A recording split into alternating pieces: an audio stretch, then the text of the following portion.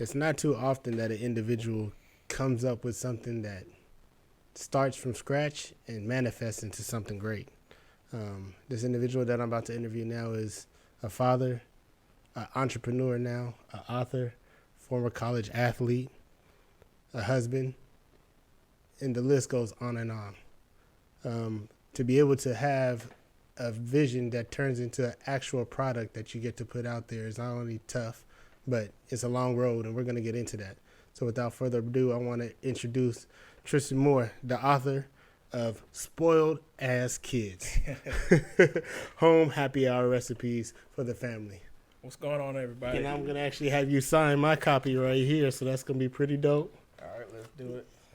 And when I put it on the market, man, don't be mad at me because I sold the signed edition of this.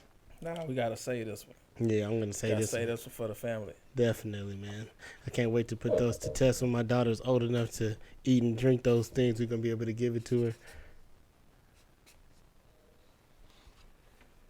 So I got my copy signed. Let me show you guys the signature. It's a little bit in there.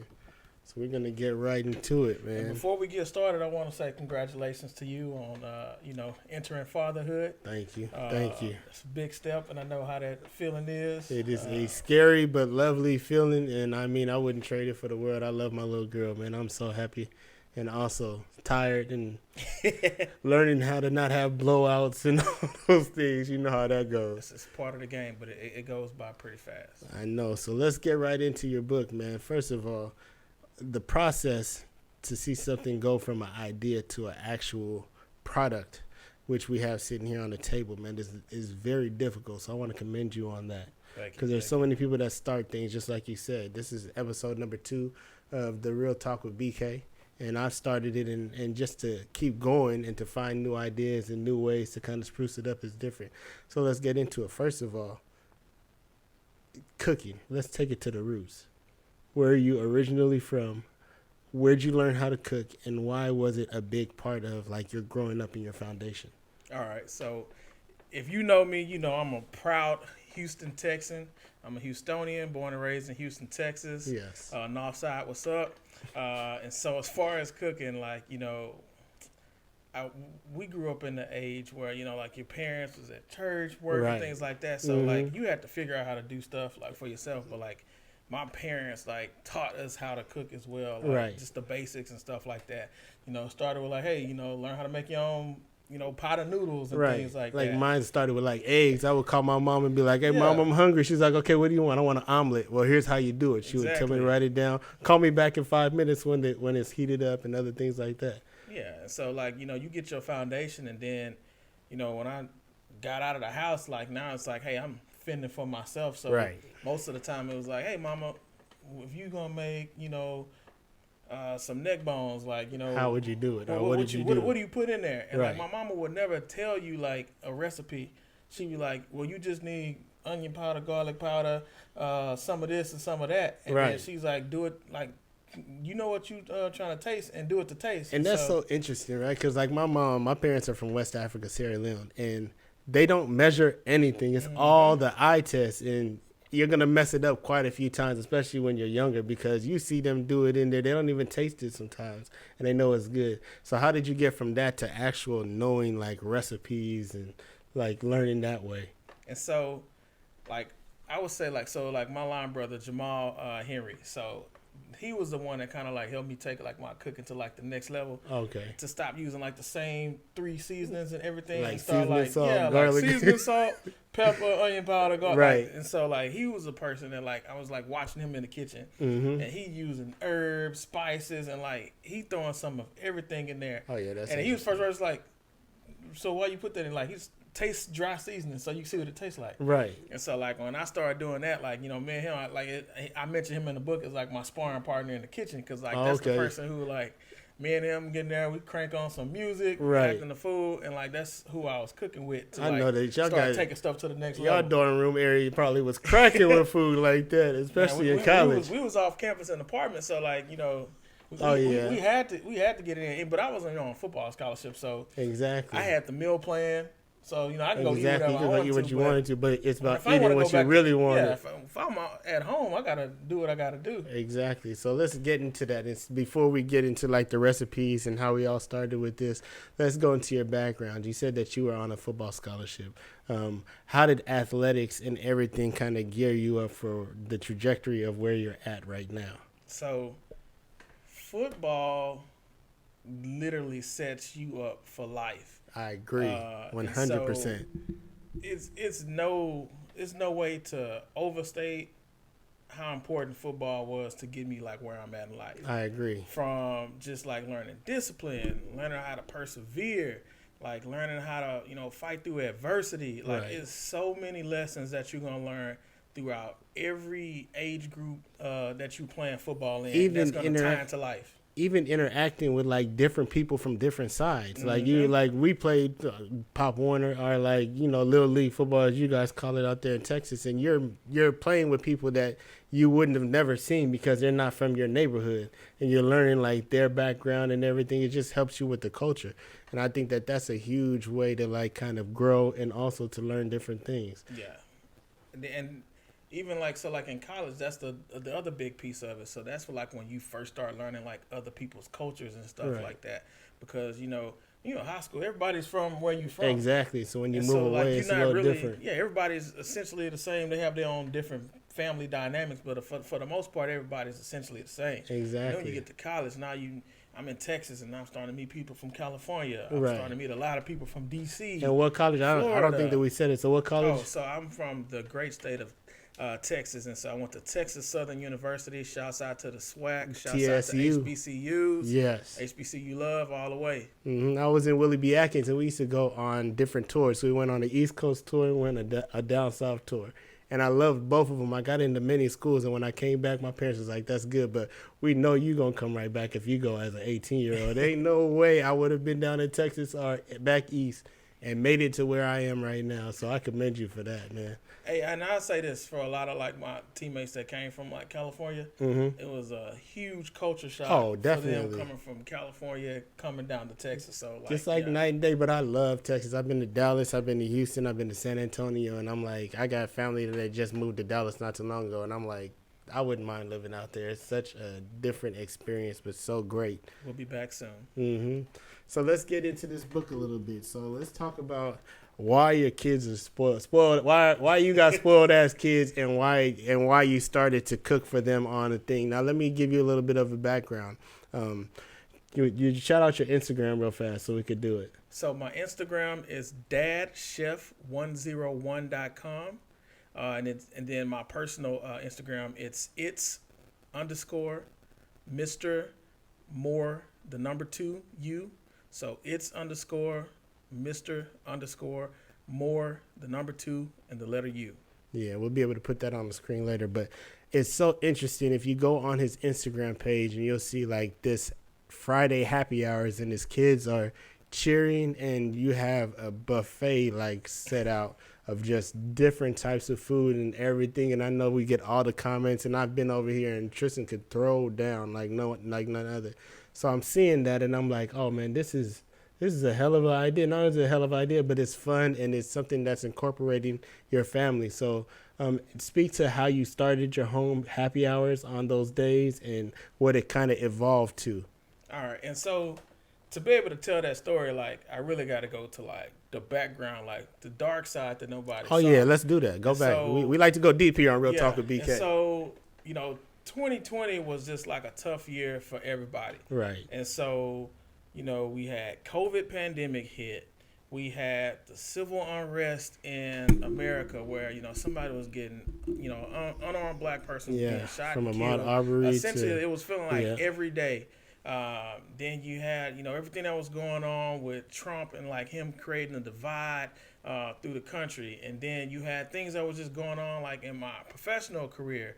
And it was just a lot to bear, and it was just coming down on me. And so if you know me, everybody knows like I'm never gonna show a weakness or anything like that. Very, if something's wrong, very upbeat, very humble, funny. Yeah, I'm always outgoing. Yeah, like I'm always upbeat. I don't drink coffee. I'm always full of energy. Right. People at work like never understand like how do you not drink coffee and you like never temper down like your level of energy. It's just in you. That's what it's that's about. just like naturally like who I am as a person. But like with all this going on, it just like started weighing on me. And so like the thing that really kind of like I would say like broke me, my company ended up we had to lay off like half of the staff. Right. And so I'm head of recruiting. So my role essentially in any other company, if you're going to lay off recruiting because you're not going to hire. Right. But somehow, I was a part of the team that had to, give the team notice that, you're no longer going to be with this organization, and then execute all of the paperwork to make sure like all of this happened. Oh wow, and that's so huge. I'm talking like we were working essentially like 24 hours a day for like 3-4 days in a row to make all of this happen. And so it was a lot of weight knowing this is going to happen, and these people not knowing this is about to blindside you in this meeting. Oh, so they had no idea that this was going on. They don't know what's going on. And they're just coming into work. And that could definitely weigh on you, especially if you're just a genuinely nice person and you're also like, people have families and things like that. So you know this is looming. And we know what's going on in the country. Like the country is shutting down right now. So like you can't go find another job. No, it's like, not happening. They're about to be like out of work. And so we did the execution, and the day that he said the execution. That's essentially what it felt like. Yeah, so, that's really what it was. We executed the the layoffs. Like that day was just like one of the worst days I've ever had in my career. And so immediately following that, these people are like reaching out, like weeks later, like, hey, I still can't get unemployment. Month later, like, hey, my unemployment still hasn't gone through. And this is a massive amount of people. I'm about to lose my apartment. And this stuff is like, I'm getting these emails. Dang. My team's getting these emails, and it's like, they're blaming me too. Like, right, because you're just like the guy that kind of got it. VP, like, we were just like the people that were just giving the message. It wasn't our decision. Right, but we were getting all you were kind of like the face of it. So like they ended up coming back towards you and everything like that. And so like I was feeling that. My team was feeling that. And so it just I felt helpless, like, man, I wish it was something I could do. Like these people shouldn't be going through this. Hey, that's and rough. It was like I'll get more into that later, but I was feeling like a sense of blame, like, oh man, I think it's kind of my fault. It's like it's my fault. I can see that because the way that they were like presenting it, and so like my demeanor changed, and I got down. Right. And so I had that. All this was going on, and then the anxiety kicked in. So one day, I was at this point like trying to get back in shape. Exactly. My health had started deteriorating as well, just me gaining all this weight. And so I'm trying to run like here in my neighborhood. And this heat out here is no joke. Some guys, like, they're in a pickup truck. They had a U.S. flag and a Confederate flag sticker. Oh, wow. And I'm running. I hear somebody yell something, and something flies at me. It didn't hit me, but it flew at me. And I looked up, and I was like, and I could see them, like, yelling out the window, flicking me off and stuff like that. And so that's how I got to, like, the demographics of their car. And so I was just like, man, I don't feel safe like in my neighborhood with all this stuff going on. And that's crazy. And you coming from Texas, you've seen a lot of like that as far as like Confederate flags and other things. Yeah, but to see it out here is something you're probably just like. Yeah, I was like, wait, am I? Yeah, that's essentially. I was like, wait, am I back home? That's not cool. Yeah, so like I had that, and then my family, like, we went like a long time with no debts, and we were just having debts.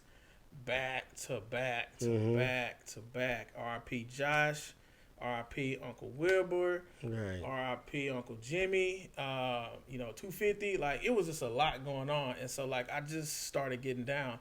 And so, my wife started noticing, the family's gonna notice the difference in like how you're feeling and stuff like that. My coworkers started noticing, like, hey man, like, you very negative and like you just down, like your demeanor is definitely changed at work. We're in team meetings and I'm just there. Yeah, I mean, I think you've just physically there, and especially with everything going on around you, it makes sense to kind of like introvert things and kind of like like not say anything out loud. Yeah, and so my vice president, she was like, you need to take care of yourself. You know, if you need some time off, just take it. Right. But at the same time, I'm like, well, I don't want to take time off because then I'm going to get laid off. next. Yeah, especially if you guys are firing people. Yeah, it's like, y'all going to figure out y'all don't need me once I take time off. And so my wife is like, you need to take time off. And like at this point, like I'm like snapping on the kids because this is like the piece that people don't understand. Like when you don't have control over stuff at work,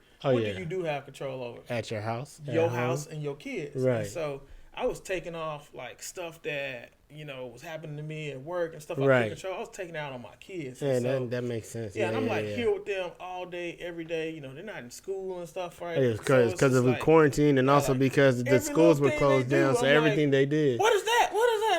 It was like tripping on them. And what I've noticed though is that a lot of families were spending more time together within that last year than they would have throughout the day. I mean, you might see your kids maybe 5 or 6. That's why the divorce rate shot up last year. True, because you'll see your kids maybe 4 or 6, maybe 2 hours in the morning. They come back home about 4 or 5 hours at night. They're going to sleep. But now you're working upstairs and they're working downstairs. You got to go down and check on them. You guys are here 24/7. You're in the house. Like eventually, you're like, okay, I need some space. Yeah. Like that's really what happened. Yeah, and so all this is going on, and so my cousin Kiki McCrae. You can follow her on IG. I believe it's like Kiki McCrae Way at Kiki McCrae Way. I believe that's a profile. Yeah, we'll look it up and put it on there. But she posts a lot of content about like mental health and like getting help, and which is huge. While and I needed. was going through all of this, like she kept posting stuff. She's like, all right, and it'll be like in her story, like, are you feeling this? And I'd be like, yeah. I'm feeling like that. And I felt like she was talking to you. Interact with her stories. Right. And I literally felt like she was like God was sending me a sign through her. Right. She was posting about you or what you were going through.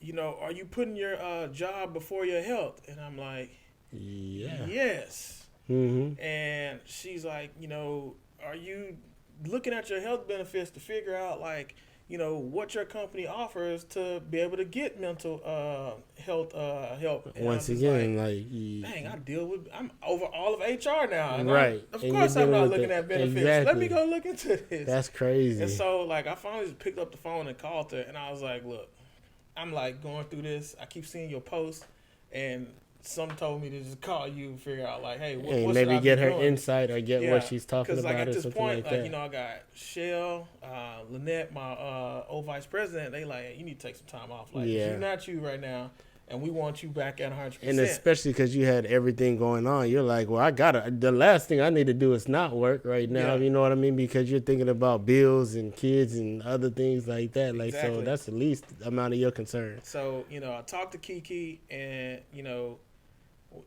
in our community, we have this thing like, if you go see a counselor, or if you admit like you going through issues, like that's a sign of weakness. Especially and like African American males, like we don't go seek help and other things like that, which we should, and it's actually becoming more prevalent. But we definitely the stigma is definitely there, and like I'm definitely one of the people that was like, that's what I was battling more than anything, because like everything made sense for me to go get help, and like talk to somebody about it.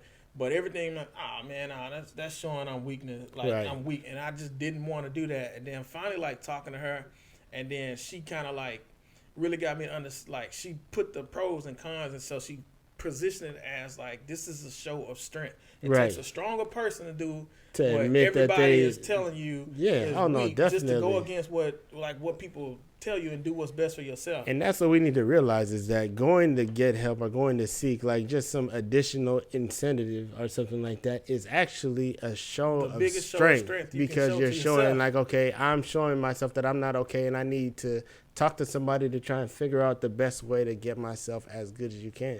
Exactly.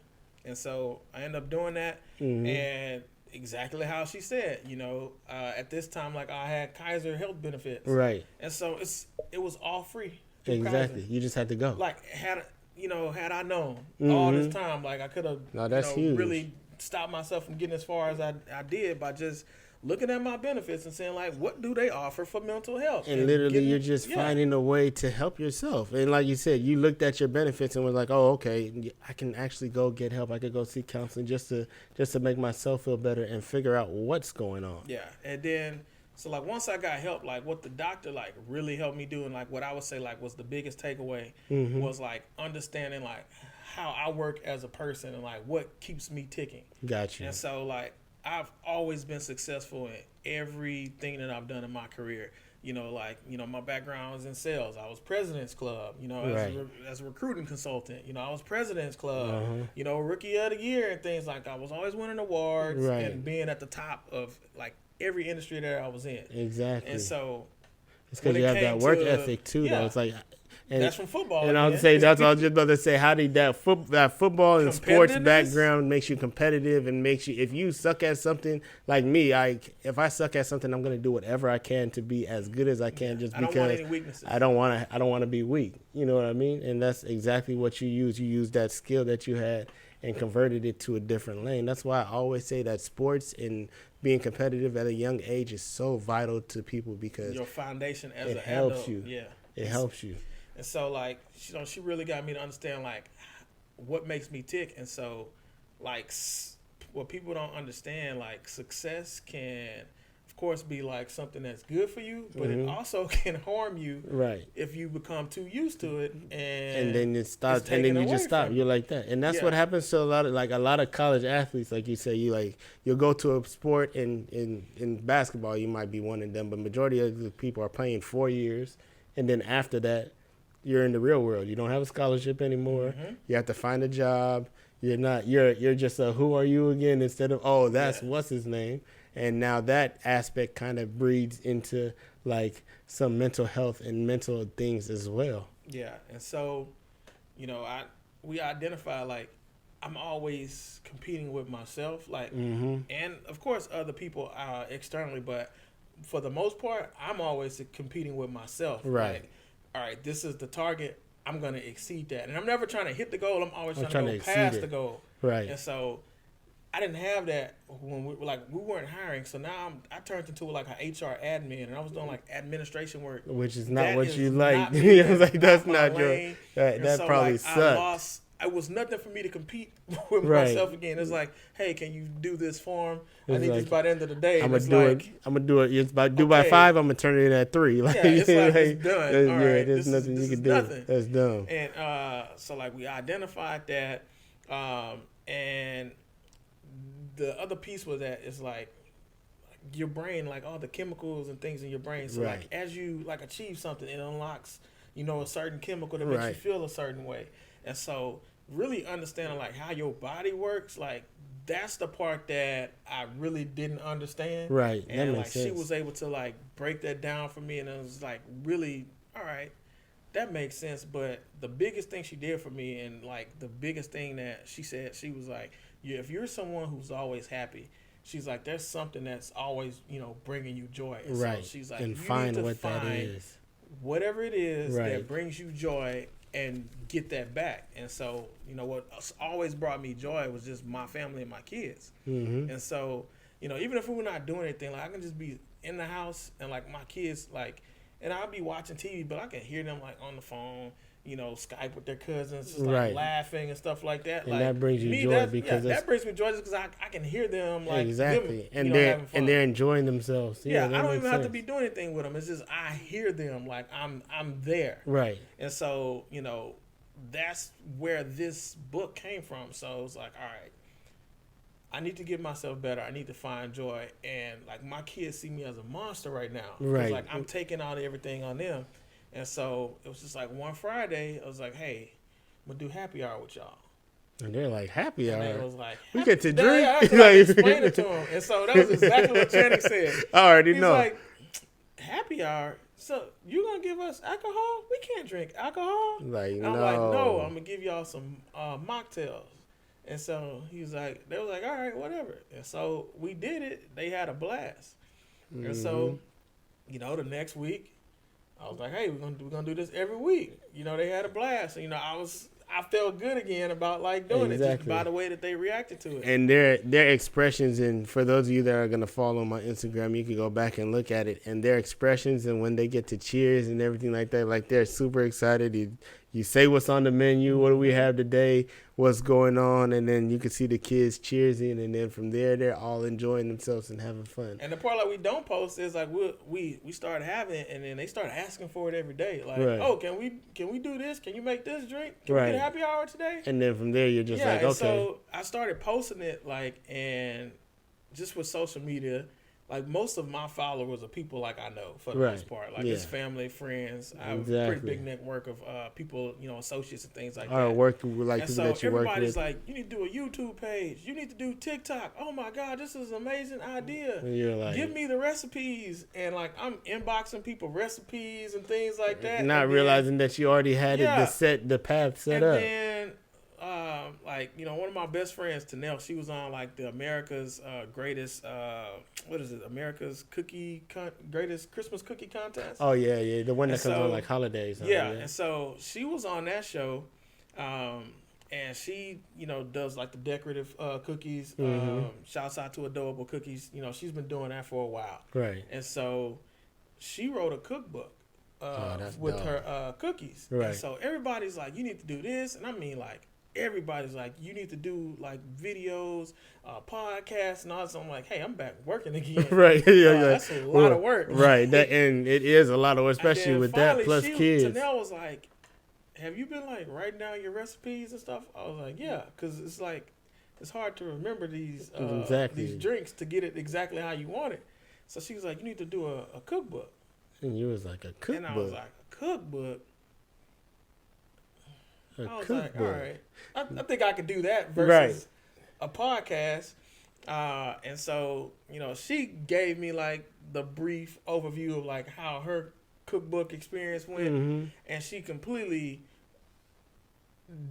I would say, undersold how much work was right. She made it seem a lot easier than she what probably it was just gave you the basic outline of how it was. And she left off like a lot of the intricate things, and then also the things that you don't even think about. Yeah, and so I was like, all right, I'm gonna do it, and I'd already started compiling my recipes, and then I just started testing my recipes, to make sure they were locked in. And once I got them locked in, I reached out to the publisher and we got started on it. See, that's so interesting, though, that something that was just a thought just to help you kind of like get yourself going better ended up becoming a full-fledged business, so to speak, something that you literally can do and you're now selling it. So that's pretty dope. So now speaking of these recipes, like, were they all your favorite recipes, or were they just things that you knew that you could cook that parents at home would be able to get to? And then also, like, how was the process of elimination, I say, with some, because I know everything that you could cook didn't make the book. Like, how did that work? Honestly, Chopped on Food Network is like one of my favorite shows of all time.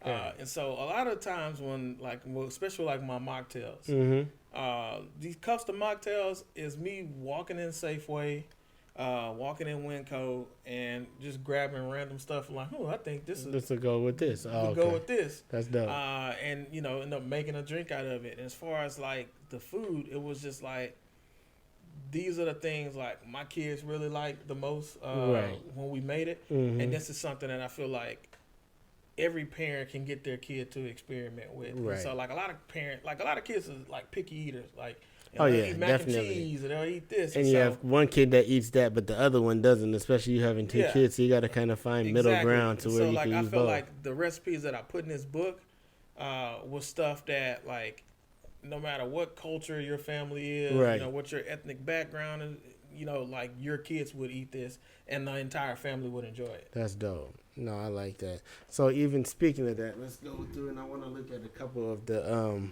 recipes here, and just like we could talk about some of the drinks, and I'll put them up. Like, for example, like the ocean water. Like, these are things that you would literally, and I'll show you guys on there. These are things that you would just have, and you would go out, make, and then you're testing it, and then you're like, okay. And then like ocean water. You been to Sonic before? Yep. These are things that you've had in life before, and then you just recreate it and make it your own.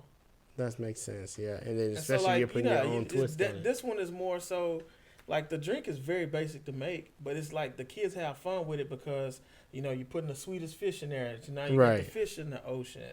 You're decorating it with like It- the umbrella. It's basically taking the idea and making it not only appeasing to the eye, but just making it more elaborate. Yeah, So where other people like could making do it an experience for the kids. So Mhm. not just a drink. Like, hey, let's have an experience. Like we put the like if you're not afraid to mess up mess your table up. We Right. put pop rocks on the counter to make like sand. So like now you got your sand. So now you have it and your you have water. it looking out So and it's stuff like a like little that. That's beach actually drink. pretty dope. Yeah, so it's like they have fun with it. Like you're gonna clean up a little bit extra, but Mhm. it's all about doing what's best for the kids. So now we take that. Let's look at what the next step would be as far as like after the book. I know you're doing the promos and everything. Make sure you guys, I'm going to put the information in the bio. Make sure you go grab your Spoiled Ass Kids book. But what's the next step going to be after this? Like, how are you going to take this and continue on with it? Because this is not only a great idea, but it is a huge success so far, I would say. Yeah, and so honestly, like we still in the infant phase of the book, so it's only been out for going on 3 weeks. So we launched on May 1st, Right. and so on Amazon, we #1 for cooking for kids. We were #1 in the category for appetizers. We were #1 for beverages, food and wine. And that's not just make it seem like you're just talking about it like that's not a small feat. Yeah. To be out for 3 weeks, to be #1 in all those categories is huge. And not only that, though, but coming from the inner city and also coming from a place where nobody around you ever has done anything like this, that's something that needs to be commended. And I'm very happy that you're able to get on here and express that. Yeah, and so, we came out, we had really good rankings, but, to be able to sustain that, people that I don't know, I'm not connected with, Right. need to buy my book Exactly. and be able to know who I am and know that the book is available and like go out and get it. So, I'm not even thinking about, what's next right now because this hasn't gotten to the level of exposure that I needed to make it a success because like I said, my goal for this book is, for one, it's a lot of parents out there that were going through and are still going through the same things that I was going through mentally. Especially with jobs and other things like that. Yeah, and a lot of them, don't want to have that well, they want to have that conversation with anyone, but they also don't want to have that conversation within themselves to say like, hey, this is a show of strength. Like, go get help. And so, like, I want people to be able to, hear my story, see what I went through, and then see how I came out of it on the other side and made something beautiful out of it. And then not only see the struggle and, what ended up coming out of the back of it, but also now take this book and go make memories and, create a new tradition with your family. So I want like happy hour with families to be like a new tradition, like Sunday meals down south with the family. I love that. I want this to be something that's a staple in everybody's house. And so, you need to first get my book to be able to get your kids to experience it. But once you experience it with your family, it's like, don't just go through the book and then just stop. pick out like, different lock things. Like, this in. Do this with your kids. And use it. Yes. And not only use it, but then also don't be afraid to put your own twists on things. Like everybody knows, like he says, cooking is for the soul, as you guys do down south, right? That's how you guys make food and things like that. Use these recipes, but also make them your own.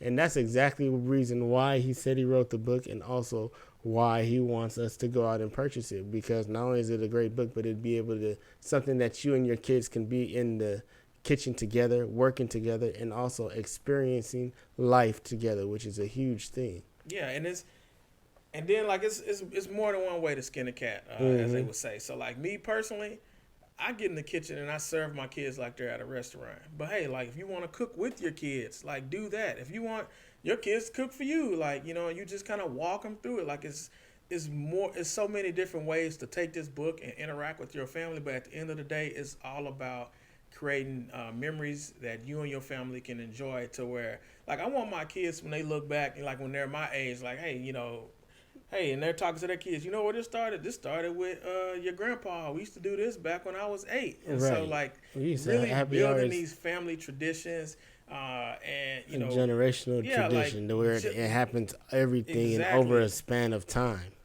Yeah, because like if I look back at like my childhood, and so like I grew up in a a family of love, and so my parents were both in my house. Yeah, Like my same parents here. didn't divorce until what it was like my sophomore year in college, Oh, okay. and so like I've always been in a household like with my parents, and so like we've always done everything, and so like Together. yeah, but like we didn't grow up in a house full of money, and Right. so we grew up with everything that, like always said, we grew up with everything that we needed and enough of what What we we wanted. wanted. Right. And so, Same but here. I can look at my cousins who, they're in the projects and stuff like that. And so, So you saw we the consider both worlds. we consider the rich cousins. And Right. so, like, as you grow up and like you talk more to your parents, like as an adult, and you find out like how much money they made.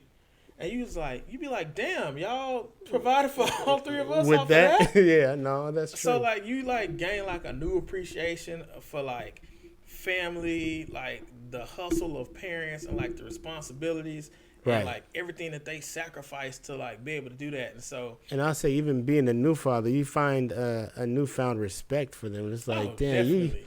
you used to do this. I'm like, man, you used to do this all the time. And I was like, and not only that, though, but you had it within 3 years, or you had this many kids within this span. Like, how did you do that? Yeah, so like my level of like admiration, respect, and just like honor for my parents is like through the roof for like how they was able to provide for us. And Definitely. so when it comes to like even like the title of the book, and so I call my kids spoiled just based off of like how we grew up. Right. Like, oh, yeah, true. What my kids have versus like what I had or what you have. But like as a parent, my goal has always been to make sure my kids had it better than you did. What I did. Yeah, and so it's kind of it's like that's what you worked for, and now that they're there, you're like, man, y'all so spoiled ass so kids. it's like a joke, but at the same time, like it shows that you did what you were supposed to do. I did what I was supposed to do, like as a parent, and I ain't gonna say did, like I'm doing, yeah, because it's an ongoing process, especially parent, your kids at their age. Just to like make sure like my kids, really have everything that they need, and like so a lot of like my wife's Filipina, and so our parenting, like how we were raised, was completely different. So like she wasn't raised in a household with her parents. Mm-hmm. So like she essentially was like raised by like her grandparents, and that's what their culture kind of like does. Her older sister, right? And so like my wife is like the yes person in my house, mm-hmm. and so like her like the way she was raised, like she does, like my wife doesn't like to tell my kids no. Just based off of how she was raised. Right. Me, I'm the no person in the house just because like, hey, y'all can't be this spoiled. Y'all need to. Somebody got to tell you no around here. So that means that they know who to go ask for. Yeah, ask so certain if you things like know the dynamic of my family, then the title of my book makes perfect sense. Because like I call my kids spoiled all the time, but my mama always just says no, they're just blessed. They're just blessed, yeah, because they're growing up in a different time with a different environment. Yeah, but like my kids, they can't walk into a store and not come out with something that my wife bought. And for us, I know for me, it was like when we walk in the store, you better not touch nothing, you better not look at nothing. Yeah, you ain't getting nothing. You better not look for nothing. You better not ask for nothing. Like, or if you wanted something, it was like, do you got money? Yeah. Oh, you ain't got no money. Yeah, we ain't had no McDonald's money. We used to get them big, round, thick Mundo burgers. Right. The Mundo patty burgers. What did Eddie Murphy say with the blood coming down here?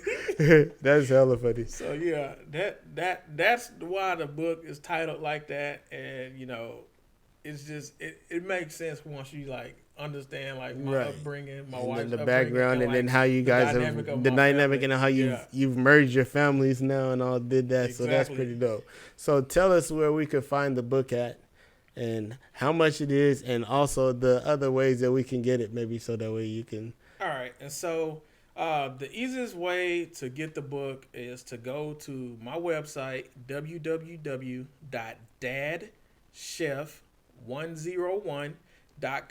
Mm-hmm. There you'll find the ebook. You can buy the ebook directly from the site. It's $10.99, but it's also you'll see like the links to find it on Amazon, Barnes and Noble on my site.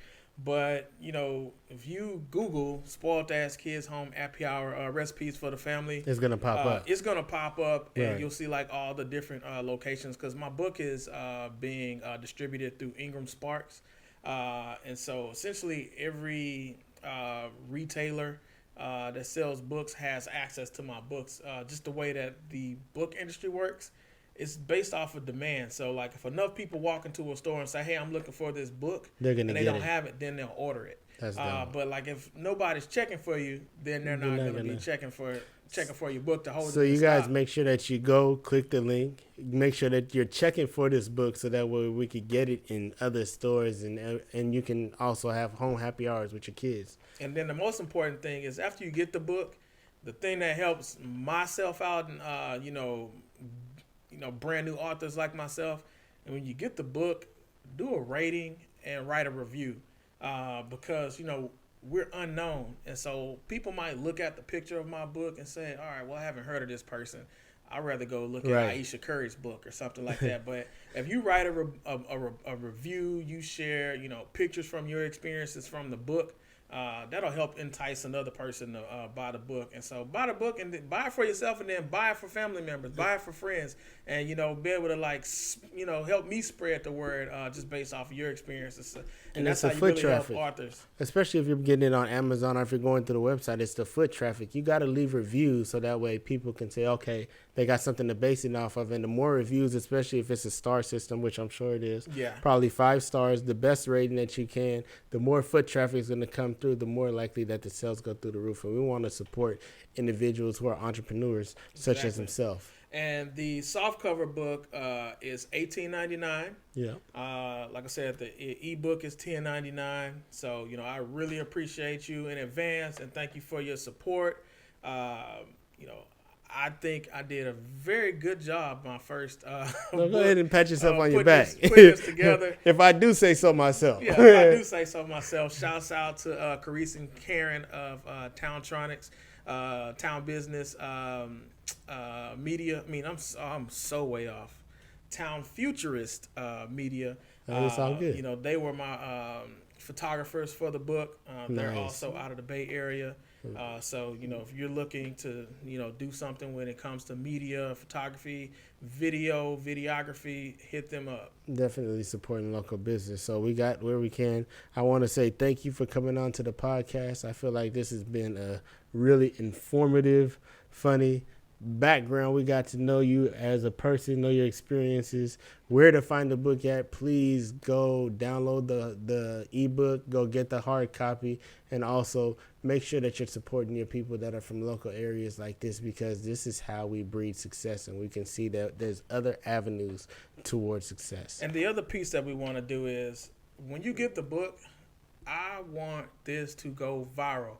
So I want everyone, when you do your happy hours, I want you to hashtag Kidz Happy Hour Challenge. And that's Kids with a Z, Happy Hour Challenge. And post your videos and your photos of your family experiencing the book and you all doing your happy hours. Just so, it can really blow up and, everybody can spread joy through sharing their experiences with their families. Definitely. So we know where to find a book at. We know what to do. Make sure that you guys go do this on this video. I want you to like, comment, subscribe. I'm going to put his link in the description box. I want you to go to his Instagram. I want you to follow him.